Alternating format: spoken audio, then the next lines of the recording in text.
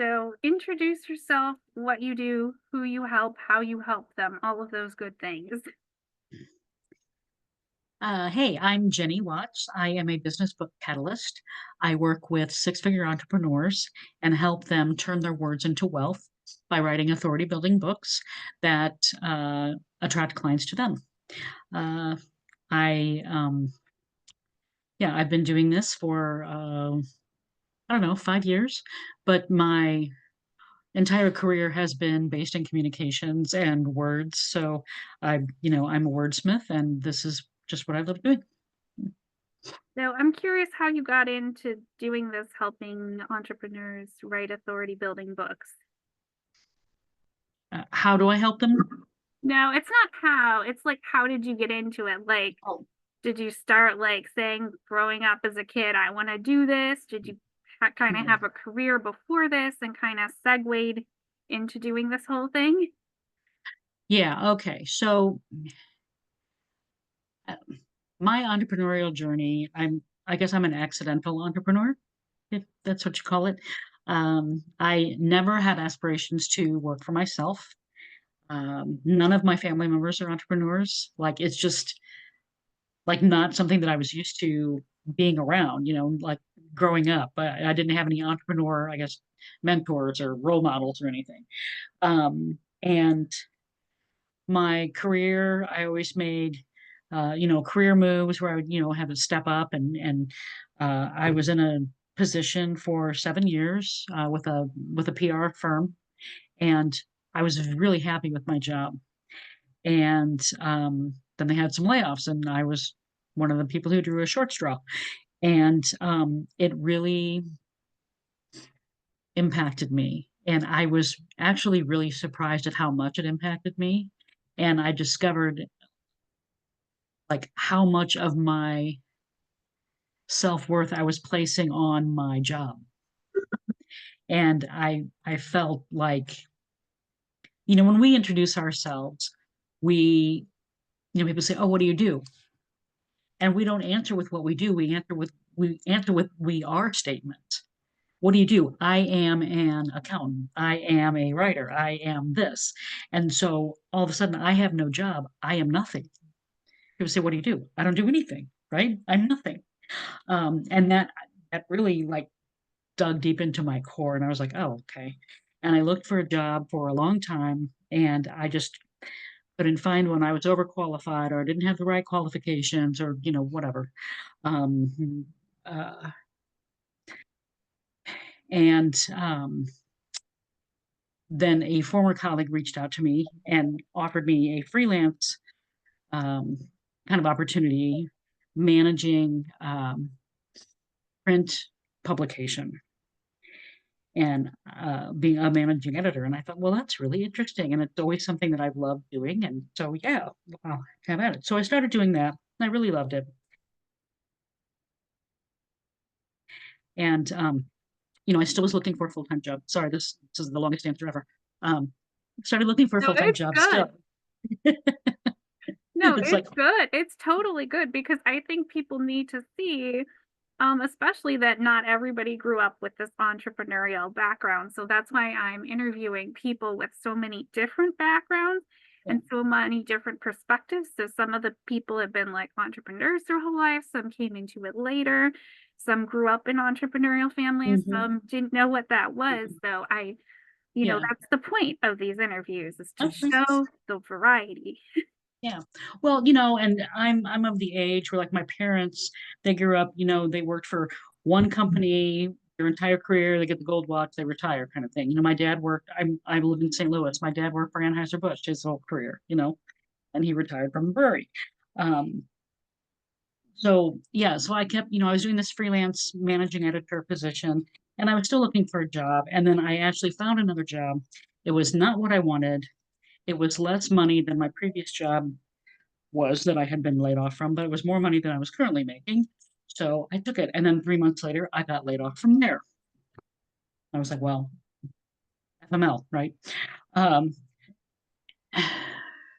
and so I started kind of reading the tea leaves and thinking, well, maybe I guess I just need to hire myself, right?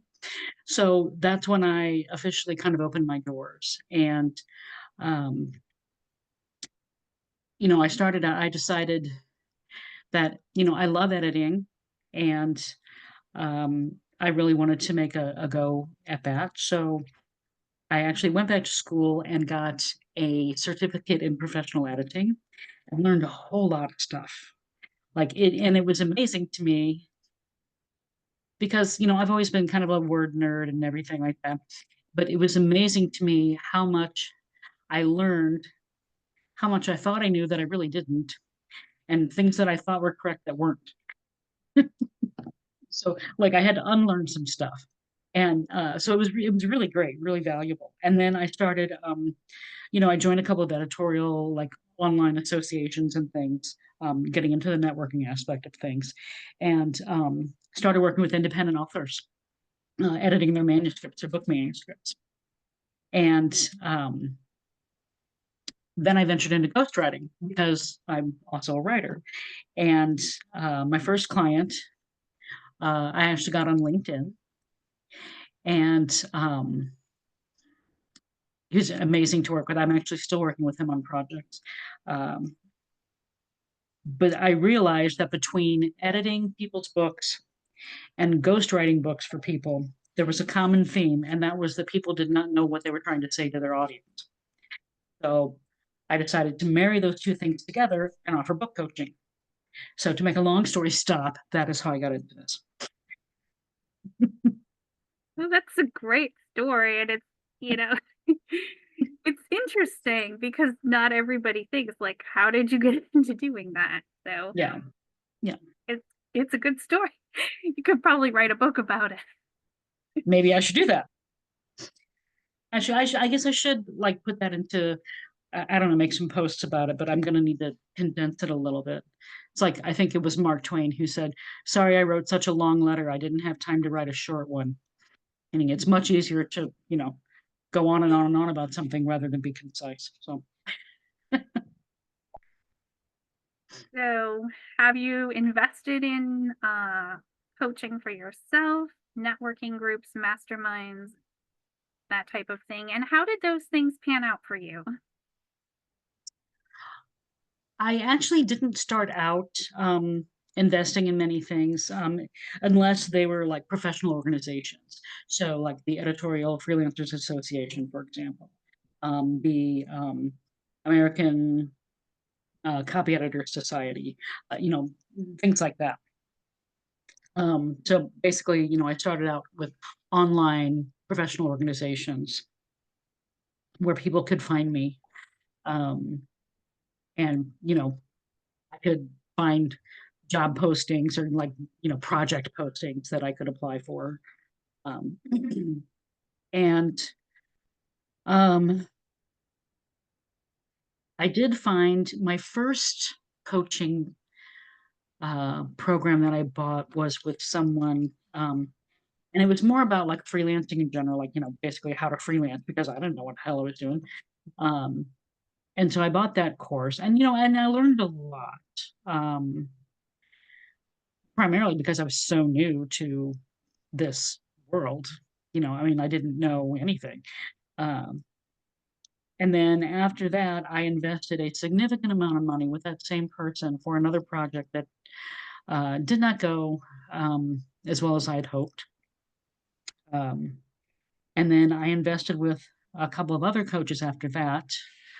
One was more focused on sales psychology, and the other was more focused on LinkedIn.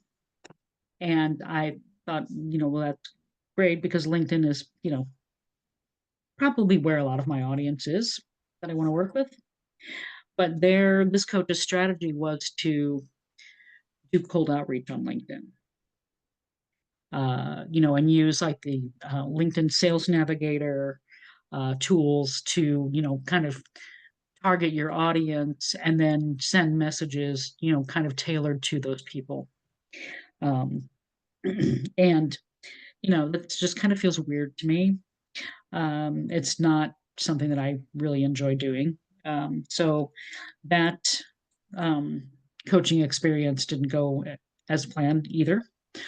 So a lot of my coaching experiences were helpful, and that I learned what I didn't like to do. You know what I mean? Yeah, you can't know that you don't like it unless you try it. Exactly. So, so if for nothing else, I learned what I don't want to do. Um, and then I found another coach who you're familiar with. You're in the same program together. Um, and I learned a lot more and a lot.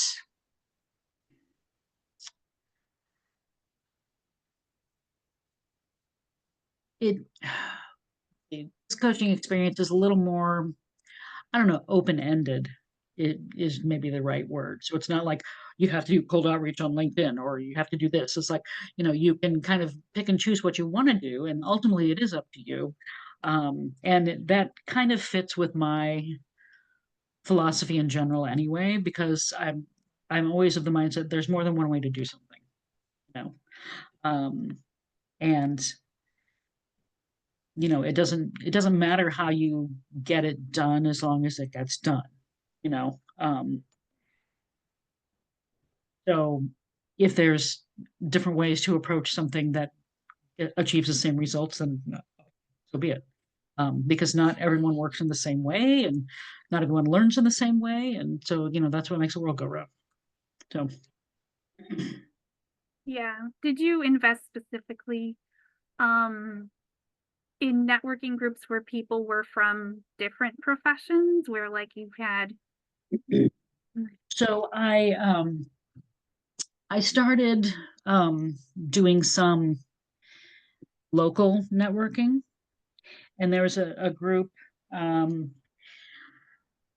that it's very regional. So I'm in St. Louis. I know they have um, a community in the St. Louis area. So there are several different chapters in the St. Louis area, and like parts of Illinois that are, I don't know, basically connected to St. Louis. And I think there's a couple chapters in Kansas City, maybe one out east in like Virginia, maybe. And I think maybe they started a chapter in Texas somewhere. Anyway, it's loosely based on BNI, um, but it was called ICAG, which stands for I know a guy slash gal. Because people say, "Hey, I need somebody to do a website." And you're like, "Oh, hey, I know a guy," right? So that's the name of the group. I know a guy slash gal. And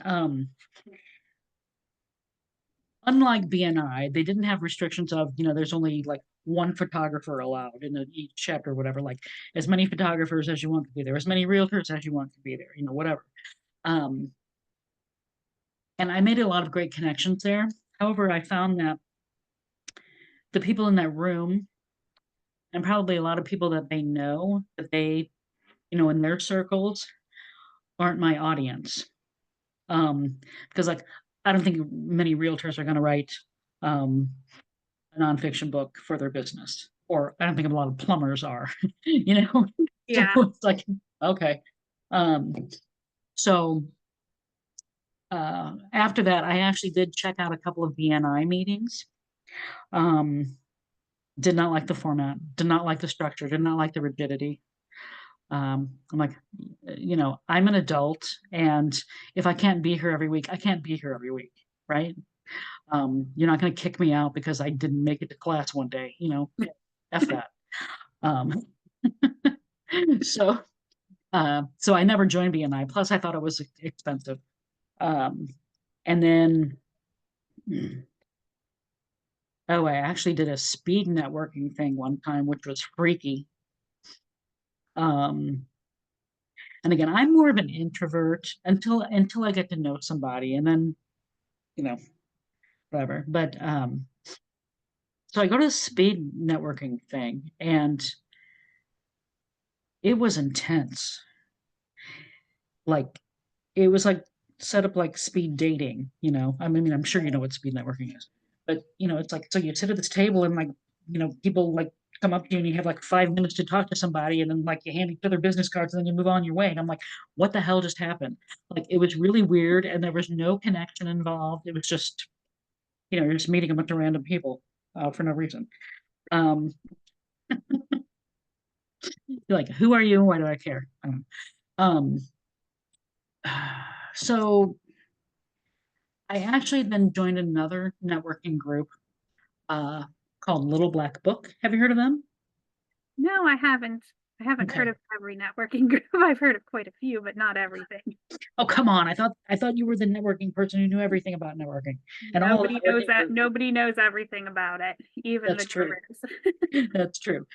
So Little Black Book, it is a female networking organization, and they're national. So um, they have lots of different chapters around St. Louis, and so I joined them for a year. And again, I found a lot of the same kind of situation that I did with the other in-person group. Um, Here locally, it just I just didn't have not found an in-person networking group that really is suited to what I do. So, and so Yeah. right now, the only networking I do is online in a couple of different groups. So, So it sounds like you've already answered my question about how the way you network changed over time, because you've certainly done a lot of different things and tried them out and saw what worked and, well, what didn't work. yeah, Um, well, and with like the in-person networking, it's awkward for me because, like I said, I'm more of an introvert, and like I when I walk into a room, like I don't like command the room. I walk into the room and I kind of look around and um I don't just automatically go up and talk to people. And then if I'm getting ready to leave and like I want to say goodbye to people, but they're in the middle of a conversation with someone else, I won't interrupt them and say, "Oh, it was nice to meet you," whatever, because I just feel like it's rude because they're talking to somebody else and I don't want to interrupt them. And so I leave. And then they probably think, well, she's a snob. But it's just, I'm not trying to be a snob. I'm just not trying to be rude and interrupt you while you're speaking to someone. So it's just really awkward for me. yeah, that makes sense. Yeah. So would you say that you prefer networking, having one-to-one conversations versus networking in groups, or like what groups have worked better for you? Hmm. I think some, one-on-one is good and some smaller groups, but like smaller groups with people that I already sort of know a little bit, like online people, like people I've met online who like, we eventually meet in person for something, like a retreat or at a convention or something like that's cool. Um, but yeah, just like a random group of strangers, I'm like, yeah, no, yeah. So. Would you say getting comfortable, being uncomfortable is part of the entrepreneurial skill set? Yeah, absolutely. Absolutely. Because I actually have gotten better at the networking aspect of things. And, I went to a retreat last year and we were challenged in that retreat, like during the whole week to elevate our conversation. Like, don't walk up to somebody and start talking about the stupid weather. Like, that's who cares? Um, like walk up to people and, have meaningful conversations. And there was a couple there who, were, I don't know, kind of a big deal. Um, Successful and they were part of the facilitators during the week and they the husband had written a couple of books and so I was like I really want to talk to this guy and so we were having I don't know lunch or dinner one of whatever and I saw them sitting at the table and I decided okay I just walked over and I sat down next to them and started having a conversation with them and that was outside of my comfort zone but I rose to the challenge of not talking about the stupid weather and you know talking to someone that I wanted to get to know better and to learn from someone who was in a space where I want to be, you know. Yeah, and I think that's the thing with networking is no matter where you are in your networking journey, it's always a quest for improving, for getting better at it, Yeah, for seeing what works for you, what doesn't work for you, what you could improve, what makes most sense for your business. yeah, yeah. So, how have you set time boundaries in your relationships so that you don't fall into people pleasing and can focus on the relationships that benefit you the most, especially in the networking sense? Oof. Um, That's something you're still working on? It's always well, a challenge. apparently it is, since I don't have an answer. Um, It's always a challenge. yeah. Honestly, I haven't. Maybe the real answer is that I don't do enough networking to have boundaries in place. Um, because when I do network, it's generally, I don't know, kind of a free for all, you know. Um, I try to stick to the, time. Like, oh, if we scheduled a call that's half an hour long, let's make it half an hour long. But there are sometimes there are exceptions. But yeah, I don't know. So far, I'm pretty fluid. I don't have a lot of time boundaries. So Yeah. And I think that's something too that you develop over time. Like if you're booked out with calls and busy every day, you've got to be more firm about those boundaries than if you're like, hey, well, you know what? I have several hours after this. So if you're having yeah. a good in-depth conversation that's going somewhere, you might want to keep doing that because why not? Yeah, and and as long as I don't have something, that butts up against whatever call that I'm on or whatever, and that's fine. So I guess that is one way I kind of protect my time is I don't schedule things generally back to back to back. Like this call, like I just got off a call right before this. Well, it was pushed back half an hour. So normally it would have gone, it would have ended half an hour sooner before this call. So I had a buffer, but they pushed the call back, so I didn't have a buffer. So yeah, I normally try to create a buffer in between my calls and stuff. So I guess that's one way I protect my time. So, Yeah, it's important to have time for yourself too and not just doing all the networking. yeah, yeah.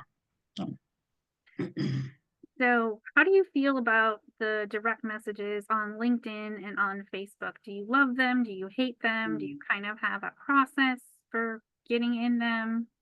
Because I know you mentioned LinkedIn as well. yeah. So, I'm not a fan of sending like random DMs to people and cold DM, cold outreach, um, because I largely feel like, um, well, I mean, hence the name, they're cold, like they're just really impersonal. And, um, sometimes you can tell that they just like did a copy and paste of some script, and like the other day I actually had someone and they called me Alex. I'm like, well, okay, rule one, learn my damn name at least. Um, so, I don't really like that, and when people reach out to me in the DMs, um, you know, I do like that. I will say that I prefer to move the conversation to another platform, like preferably like a call or a Zoom or something, because I find that conversations in the DMs take too long for me because like you have to wait for somebody to respond and sometimes like they don't get back to you for a couple of days and it's like so I would rather move the conversation somewhere else. A lot of people love having conversations in the DMs, uh, and like mostly like if you're you know on the disc profile, I'm primarily a C, so I like structure and I like everything, but I'm also a D. So in the DMs is where my D comes out, and I'm like, just get to the damn point already. Like let's answer the question, let's move along. Or like when I'm uh, doing an online chat with like some customer service or something, I'm like type faster. Uh, so uh, yeah, so I don't prefer conversations in the DMs. So, Yeah. So you like to move them to the more intimate space of having that call. yeah. That Yeah. makes Yeah. sense. Yeah. What are your thoughts on tapping into your intuition when networking? Mm, mm, I'm not sure what you mean by that. Yeah. Well, it's one of those things because I talk a lot about this in my content, the difference between your feelings and your intuition, because a lot of times we get uncomfortable with something, but it's like our Mhm. emotions, it's our past trauma, but it's like it's the thing that you need to do. Like your higher self is telling you this is what you need to do, but emotionally it still doesn't feel good in the body, even though it's the next step. So like maybe getting in front of a bunch of people, your intuition might be saying, "Ooh, get in front of a bunch of people," but you might have all this like jittery kind of anxiety about it. So Mhm. intuition is the thing that says, "Hey, if I want to do this, then I need to do I need to do that." And so it's so when it comes to networking, it's kind of like, okay, like intuitively networking is saying, okay, like asking yourself the questions like who do I need to meet? Like, what kind of people do they know? Like what groups make the most sense for me?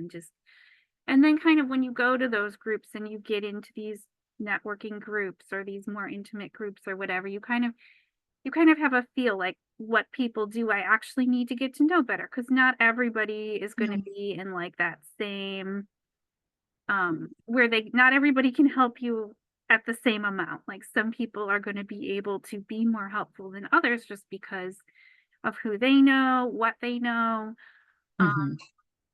and then personalities because sometimes personalities don't mesh. So even if you think, oh, this might be amazing person, you might be like, Yeah. you know what, it's not going to work. Yeah. You kind of Um, steer towards the people that'll be most helpful for you. yeah, I think that, I do use my intuition a lot because even when I was in the local networking groups, I tried to, um, connect more with people who were more in the coaching space or, and a lot of like, and primarily with the local in-person groups, they were, the kind of coaches they were, like, uh, health and fitness coaches mainly. Um, but, I would try to connect with them because that was more of the audience that I wanted to work with. Um, and, I have met other people who do the same or similar things that I do. And I like to connect with them because, like you said, with, like personality wise, sometimes, you're talking to a prospect and you just like something's off, so I can refer them to other people instead of just saying, yeah, this is going to work. Bye. Um, I like to try and be helpful when I can. Uh, and like there's a gal who I met through the local networking who used to, I don't know, sell like life insurance, and now she does the same thing that I do. Um, but she works more with like children's books and um, with more like Christian faith-based authors, and that's not my jam. So whenever I run into someone who wants to write a book or who is kind of more in that realm, I can refer them to her now. So yeah, so I guess intuitively, I kind of look for those kind of opportunities. Oh yeah, Yeah, because you're not a fit for everybody. exactly. Yeah. So, any things you want to add? You can give a spiel about your latest offer, or just in general things you want to add to this conversation. Well, I guess I do have a spiel about my latest offer. So I work with entrepreneurs who want to tell their story, who want to use books to, increase their authority, to, um, uh, you know, have more impact and influence, and ultimately income from their books. Like a client of mine recently, he wrote a book, and from that book, people actually reached out to him. He got a 5-figure consulting contract, 3 speaking gigs. Um, and that's just like initially, I'm sure it's more by now because that was, I don't know, it's been almost a year since I talked to him. But it was just from his book. Like he didn't have to, hit people over the head with it. It's like, you write a book, shameless plug. Uh, you know, you write a book and then, you're the authority. You can literally say, I wrote the book. Like you literally wrote the book on it. So, that's one thing. And if you want to get in front of more audiences, as a speaker, then if they reach out to you from your book, the people you're speaking to are already kind of warm audiences because whoever invited you to speak knows that what you have to say will be relevant to them, right? So, so it's a great opportunity to, get in front of even more people that way. I do have a one-on-one program that I work with people. It's a 90-day program, but right now I am testing an accelerated version of that. So I'm collapsing the time to 45 days. So you can write a book in 45 days. And so it's at a reduced price because again, I'm testing it as more of a group program also instead of a one-on-one concept. So my next class for that starts on March the 1st. And if people are watching this after that date, then, like a year from now, that's not going to do them any good. But as of right now, it is February 21st, 2025. So March 1st, 2025, or March 3rd, because that's a Monday. Starting on March 3rd, going through what is actually Good Friday, so the end of April. By so by Easter, you could have a book. And I would love for people to join me. They can find me on Facebook. I do have a group. It's called Write the Damn Book. So yeah, people can find me that way, and I would love to help people, get their message out to the world, so they can help even more people than they already do. Yeah. Books do set you up as an authority for sure because people are like, "Oh, you wrote a book, so then you must know about it." Yeah, yeah. And and speaking of networking, like, if you want to do in-person networking, like you automatically have something to say, and it's way better than a business card. So, it's a conversation starter. Definitely. Yeah. Well, if you don't have anything else to add, we can end this interview and Um, yeah, no, I think that's it. That was awesome. thank you so much. Well, thank you.